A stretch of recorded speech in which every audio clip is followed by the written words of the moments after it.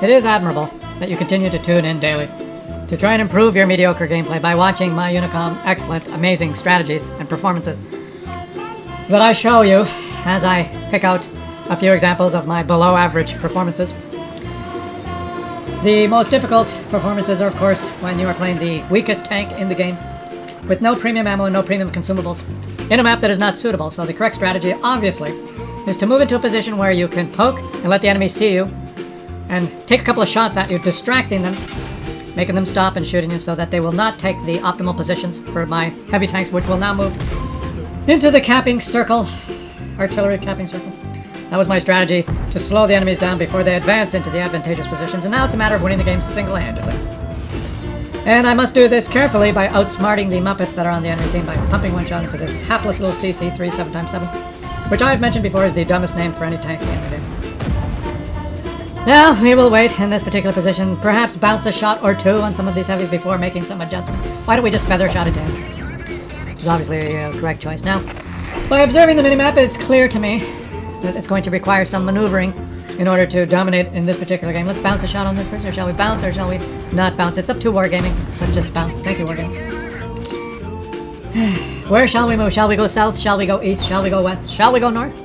Let's just stay in this little bush and see if there's another target that makes himself available for me to shoot, and it looks like perhaps there is not. So the correct strategy now is to allow my teammates to get shot one or two more times before springing into action. So let's just wait, and now let's spring into action. And here we go. We're going to maneuver around the battlefield into positions where the enemies cannot comprehend where they're being shot from. Into positions where I will remain safe, and they will not be safe from my monstrously accurate, well-aimed Unicom gun handling skills. Let's keep moving to the north of the map and turn left and move into a position where we can make some of the heavy tanks on the enemy team feel like the hapless morons that they are. Noticing on the minimap that one of my teammates, the AMX, is doing really well, we will make sure that we support him as he is on 2 kills already. Pink Shadows. Well done, GG. I will just help you now by moving into a position here where we can easily come around and pump a shot into this unexpected, silly heavy tank who has shown his side to me while he is trying to show his front to my teammates. This is the definition of flanking. You see, do you understand the flanking maneuver? You flank into a position where the enemy is exposing his weak spot to you while he is trying to expose his not-so-weak spot to your teammates.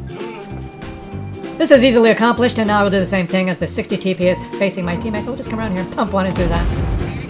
And now he's not sure. Shall he turn to face the Unicom light tank that will continue to pump shot after shot into him, or shall he face my teammates? Now, my teammate tries to get in the way to not allow me to get the kill shot, but I will just wait patiently and then take a shot of his ass.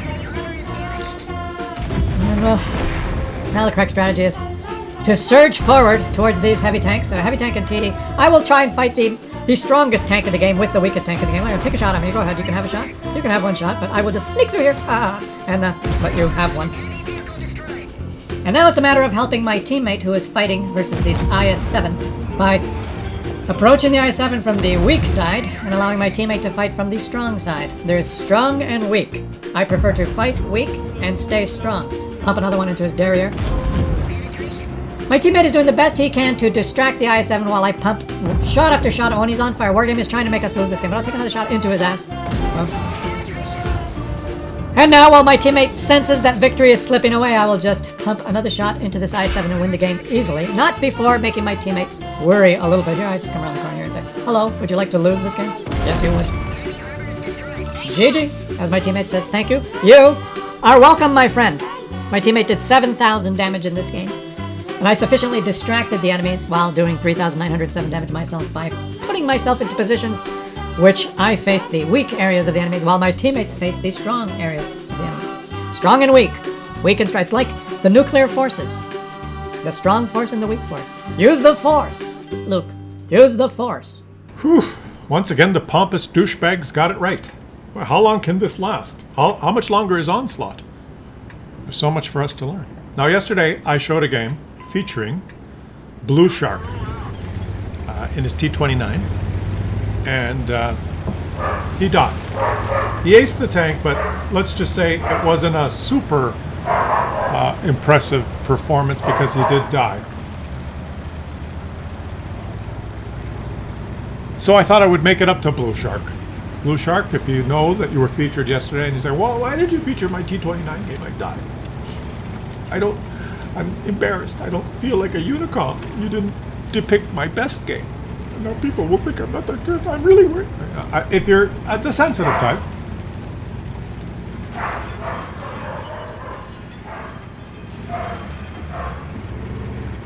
if you are the sensitive type, I'm making it up to you. Here I am, I'm making it up to you and making fun of you at the same time. I apologize, Blue Shark. I apologize. He is from the GDPK clan. Clan. Shout out to you guys. And it's going to be a double feature of Blue Shark. And he's playing his T1 Heavy. Because why wouldn't he? He loves American heavy tanks. We showed him in the T29, but he plays the T1 Heavy as well. And now he has no outline, but Wargaming says that's okay. There's no outline. You might as well shoot anyway. Why is there no outline? That enemy should be outlined. But perhaps he's below. I didn't think he was below topography. Sometimes the outline does not appear. Sometimes the outline is hidden. If there was a little hay bale or little thing there, and you've got the central marker on the wooden fence. Sometimes there's wooden fences. Little destructible things. Things that are destructible, not indestructible. Indestructible, like a rock, you don't see the outline because it's behind a rock. That makes sense.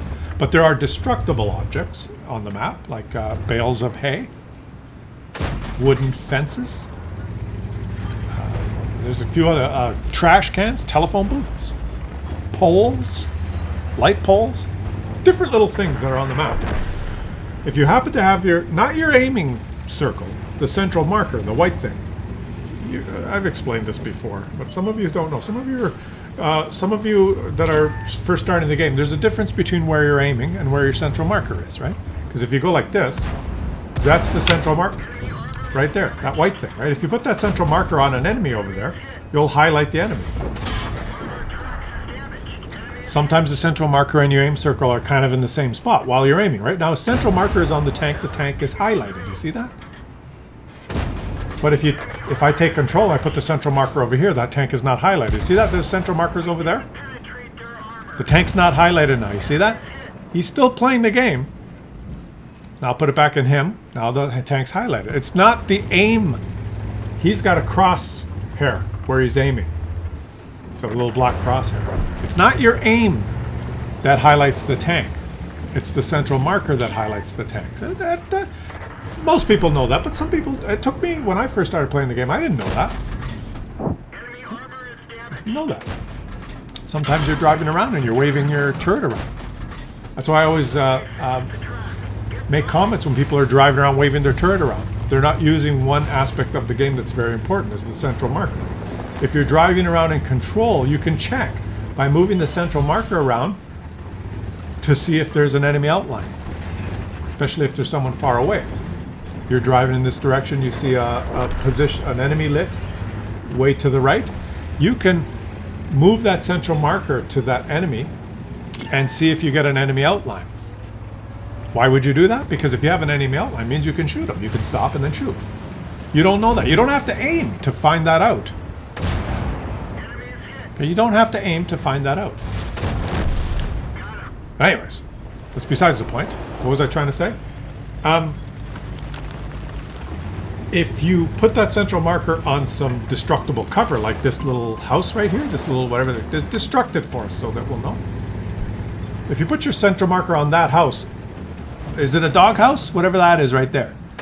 If you put the central marker on a doghouse and there's a tank behind it, you will not see the outline of the tank. You won't see the hatched areas. You won't see anything. You'll go, whoa, what? You get confused, you'll hesitate for a few seconds, and that person will shoot you.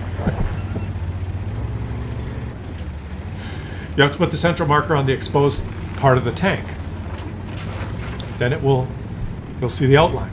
Then you can gauge from the outline where to aim to shoot, if it's behind some destructible cover.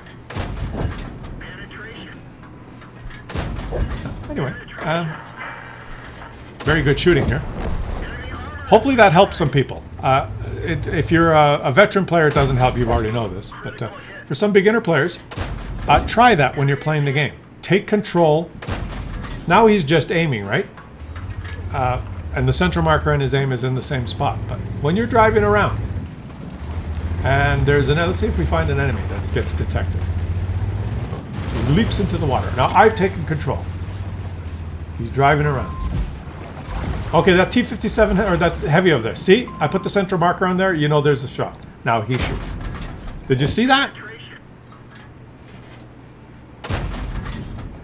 If he was just driving and he wanted to know, can I shoot that T1 heavy? You don't have to turn your turret that way. Or turn your tank and aim, look that way. And not look where you're driving. You can drive forward. You can zoom out like this. You can be driving in that direction. You just put your central marker there and say, oh, no, he's behind the house. Now he wants to drown himself. He's stuck under the bridge. What are you doing? What is he doing? Whoa!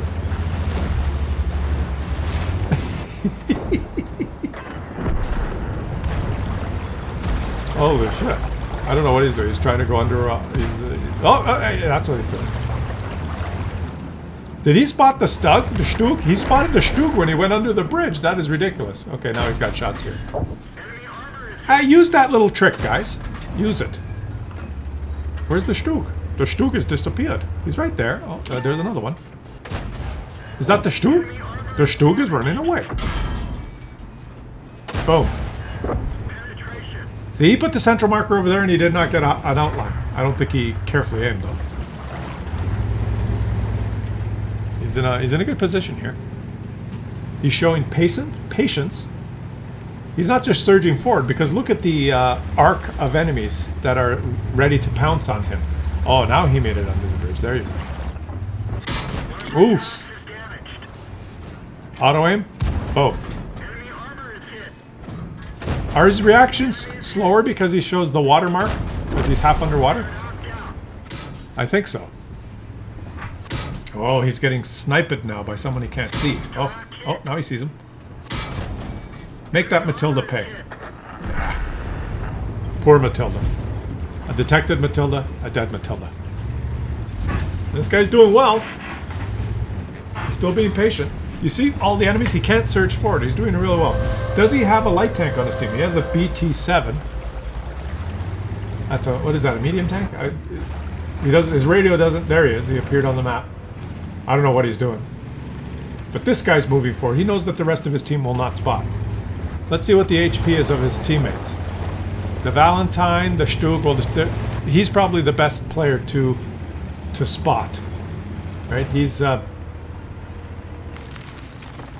best suited. The BT-7 is, but I don't know what the BT-7 was doing. It was still down there at the spawn. Now he's spotted an enemy. They're capping, which means the enemies have to respond, because this is an assault mode.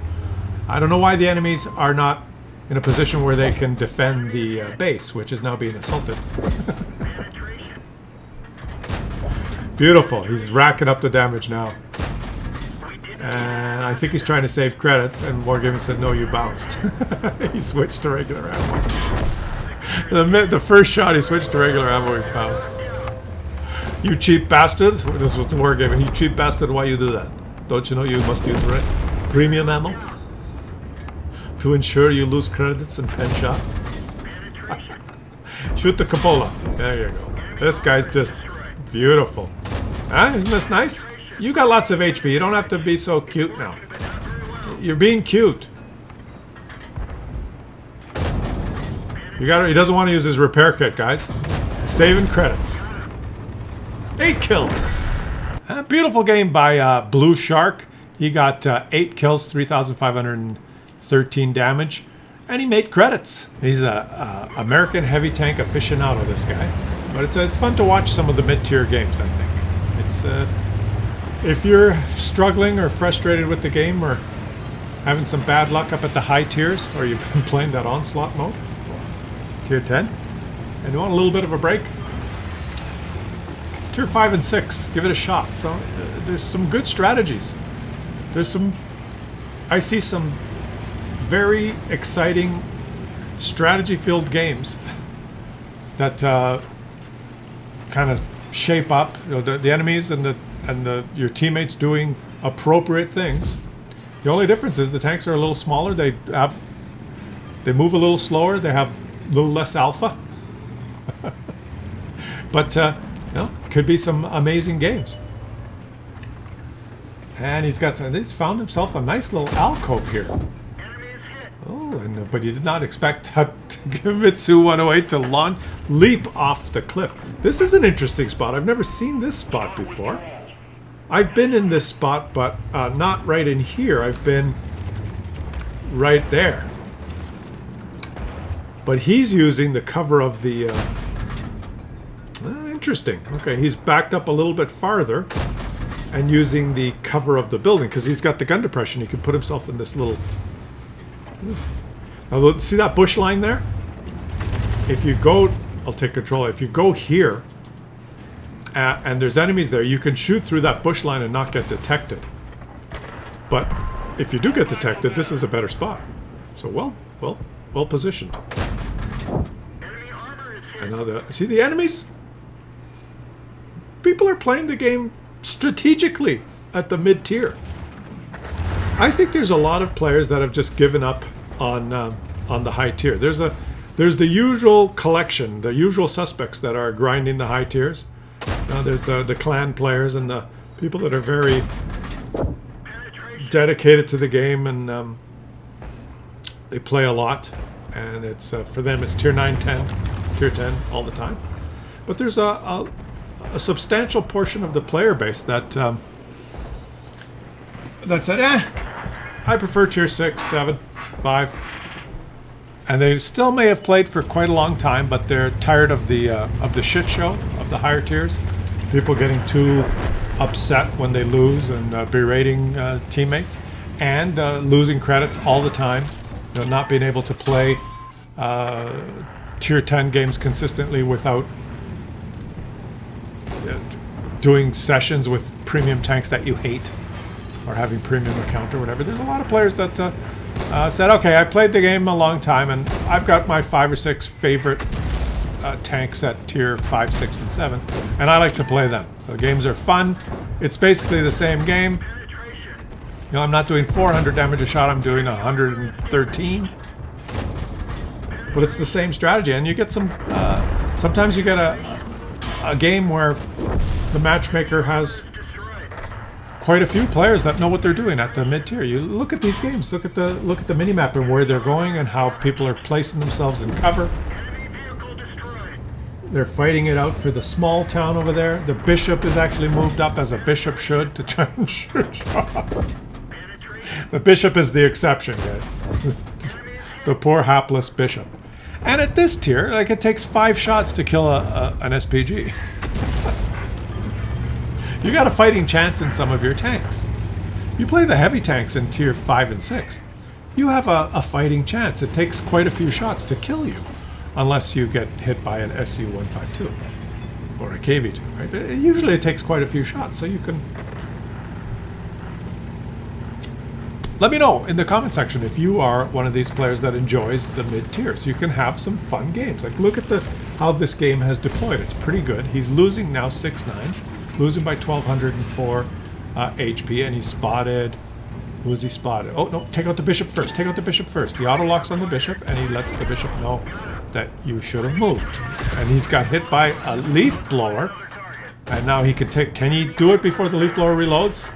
No, I think the leaf... Stupid leaf blower. But he took him out. No, Radio Man is bleeding. And all of a sudden it's a tie game. They're down on HP, but it's a tie game. Same strategy, same maps. One thing that's actually better about tier 5, 6, and 7, there's lower DPM on the same maps. The tanks are generally slower, believe it or not. The tier freaking 10 heavy tank with Object 277 with turbo is faster than a tier 6, some tier 6 medium tanks. It's ridiculous. So the tanks are slower, they got less DPM, it's the same maps. The tanks typically have lower view range, okay? So they don't, there's no wheeled vehicles going around at 100. Lower view range, so you take basically the same game, but lower the deadliness of all the tanks. So what happens? And this is a perfect kind of example that explains. I've made videos talking about why the game there's so many lopsided blowouts. It's the opposite. In tier 9 and 10, it's super fast tanks. That's where everyone puts their purple equipment to make them even faster and higher DPM. More view range, right? Same size maps. So you increase the potency and the deadliness of all the tanks, the speed, the DPM, the view range, everything, and the same tiny maps. And I'm talking about deadliness relative to their HP. A tier 10 tanks can shoot through each other in seconds, even with the higher HP, with the DPM they have and the speed and detecting them faster, moving into positions faster. With the same small maps, the games can be, in the first 2 minutes, become lopsided shit shows, and then you get these blowups. Whereas in the mid tiers, there's more room to maneuver. It takes you longer to detect people because the view ranges aren't big enough. It takes you longer to pound someone down because your alpha's not as high. You don't have as much armor. So people can shoot you back. Even if you're a heavy tank, you're going to lose. You have to play it a little bit differently. I think it's basically the mid tiers are the older tanks playing on the older maps like it was designed originally. The view ranges and the DPM and the speeds of the tanks, despite some minor buffs that they've had over time, are playing the original game like it was originally designed, and you get more balanced results. Surprise! And all the power creep that's been added mainly funneled towards the high tiers. Because how many people put the purple equipment on their tier 4? Now, all the new lines, it's the tier 10 that everyone's interested in. Fucking tier 10 Chinese TDs with freaking rocket launchers. So the games are more balanced. You can have fun at the low. There's something to be said for people that say, I'm going to play tier 5, 6, and 7. It's more fun. And it is. Look at these games. Strategy, moving around the map. The enemies know what they're doing. He's working hard for this battle. He's working hard to win. A tiny little mistake at tier 5 or 6 does not result in your instant evaporation like it does in tier 10. You know, an EBR moves into an aggressive position at the beginning of the game at tier 10. He spots you in your Yag Tiger E100 crossing the open, and your 5 medium tanks pump 12 shots into you in a few seconds and you're dead. Bye-bye your 3,000 HP. Oh, your ammo racked! You better pack up! Back up, back up, back up, back up, back up, back up, back up! Oh! Isn't this exciting? Now he needs a teammate to help him. He needs the Wolverine. And he's used his repair. Guys, he's just... Boom! He got hit again. He can't repair his track. He's calling help, help, help. Can he reload? Oh! But his teammate comes through. Isn't that exciting? Low mid-tier play. Give it a shot. You can't argue with that, right? There's another beautiful win by Blue Shark, and it's not Blue Shark, it's Buell Shark. Is it? I haven't watched Natural Geographic lately. Is there actually a Buell Shark? Fantastic games, buddy. And I think he's illustrated that medium tier, mid tier can be more fun. What do you guys think? Is mid tier gameplay more fun than high tier gameplay? Leave some comments in the comment section and let me know. I'll catch you guys on the next one.